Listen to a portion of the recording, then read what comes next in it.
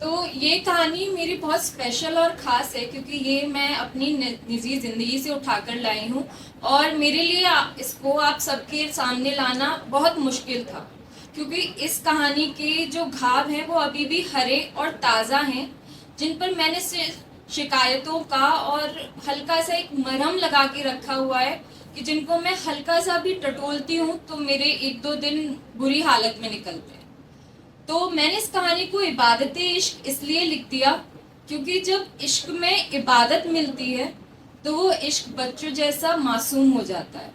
तो मेरे लिए भी एक इश्क था जो मेरे लिए बच्चों जैसा मासूम हो गया था। और बहनों, अगर आपकी दुआओं में कोई लड़का आने लग जाए ना तो समझ लो आपके लग चुके हैं, और मेरे लग चुके थे। ये बात है कुछ दिसंबर 2022 की, जब मुझे एक लड़का पसंद आया। और इस कहानी को मैं अपनी कहानी बोलूंगी क्योंकि आज वो इंसान किसी और के साथ खुश है और मैं खुश हूँ उसके लिए। ऐसा मुझे कहना पड़ रहा है, मैं हूँ तो नहीं, लेकिन वो खुश है और मैं अपनी इस कहानी को खुद की बोलूंगी क्योंकि इसको मैंने निभाने के लिए पूरी कोशिश करी और मैं अभी तक निभा भी रही हूँ। चाहे वो जुदाई है लेकिन है कहीं ना कहीं।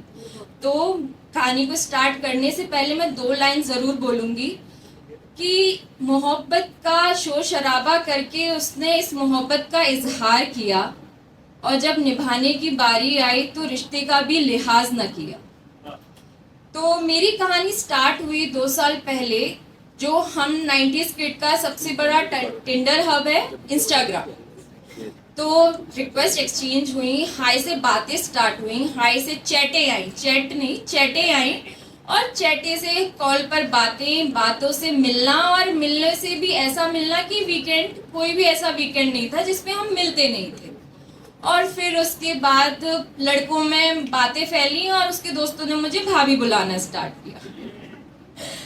अब इसके बाद वो मेरी लाइफ में ऐसा आया कि वो हवा की झोंके की तरह था और मैं सूखे पत्ते की तरह बस उड़ती चली गई उसके साथ। और बस क्या था, फिर मैं खुद को भूल चुकी थी। वो मुझ में था, मैं उसमें थी।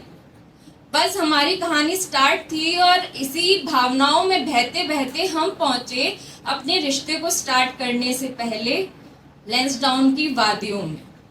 और आप सर्च करना, लैंसडाउन में एक शिव मंदिर है। तो वहाँ मैं अपने शिव भगवान को बहुत मानती हूँ। मैं सोचा इस रिश्ते को स्टार्ट करने से पहले चलो वहाँ चलते हैं। तो वहाँ उन घने पेड़ों के बीच ताड़ के हरे लंबे पेड़ और वहाँ की हवाओं में कुछ अलग ही नशा था। मुझे लगता है शायद माँ पार्वती ने भोले शिव जी को पहली बार ही देखा होगा और कहा होगा कि आप मुझे पसंद हैं, क्योंकि मैं अपने पसंदीदा मर्द के साथ थी और मैंने उसका हाथ पकड़ा। मैंने बिल्कुल भी देरी नहीं की और मैं अपने भगवान के सामने जाकर खड़ी हो गई और बोला कि देखो, ये मेरे सामने खड़ा है ना, ये मेरा है। अब प्लीज इसको कहीं दूर मत जाने देना, ये मेरा लास्ट है। जो भी था ये, लेकिन ये मेरा लास्ट है, प्लीज इसे मत जाने देना अब मेरे पास से, ये मेरा है। और मैं पलट के उसके साथ चली गई। मैंने ये भी नहीं देखा कि मेरे भगवान ने पलटकर मुझसे क्या कहा। और फिर उसके बाद मेरी जिंदगी ने अलग मोड़ लिया। मेरा तो मुझ में कुछ रहा ही नहीं था, सब कुछ उसका था। उसके सपने मेरे सपने, उसकी प्रॉब्लम मेरी प्रॉब्लम, उसकी खुशी मेरी खुशी, उसके दोस्त मेरे दोस्त। अरे मोहब्बत तो ऐसी ही होती है ना, जहाँ पे 2 इंसान 2 नहीं रहते, वो हम हो जाते हैं। तेरा क्या मेरा क्या, वो हम हो जाते हैं। और मैंने तो वो मोहब्बत कर ली थी और मुझे हो गई थी। लेकिन मेरी कमजोरी एक रही कि जब मैं उस मोहब्बत के समंदर में डूबने लगी तो मैं अपनी लाइफ जैकेट पहनना भूल गई थी और मैंने नाक बंद की और लगा ली डुबकी। लेकिन मेरी एक्सपेक्टेशन और उसकी इग्नोरेंस इतनी बढ़ी कि उस रिश्ते में प्रेशर आने लगा, और प्रेशर इतना हुआ कि वो इंसान मुझसे दूर जाने लगा।